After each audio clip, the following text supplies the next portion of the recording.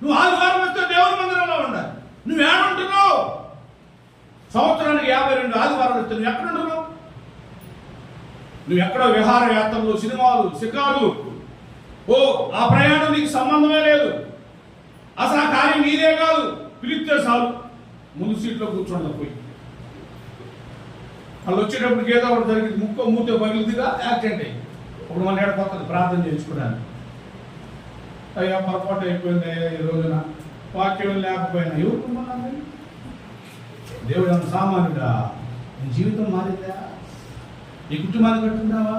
నీ భర్త దేవుడి సంఘాన్ని తీసుకొచ్చుకుంటావా? భార్యాభర్తలు ఇరువురు కలిసి దేవుని మందిరంలో ఆధ్యాత్మికంగా నీ పిల్లలు పెంచుకుంటావా? దేవుని స్తోత్రం కలుగును గాక. ఈ రోజు నేను ధైర్యంగా చెప్పగలను, నిశ్చాంతంగా హాయిగా నిద్రపోవడం. ఎందుకని? మన పిల్లలను దేవునికి సమర్పించుకుంటే మనం నిశ్చాంతంగా ఉంటాం. కానీ లోకానికి అప్పచెబితే వాడు ఆడుంటాడు.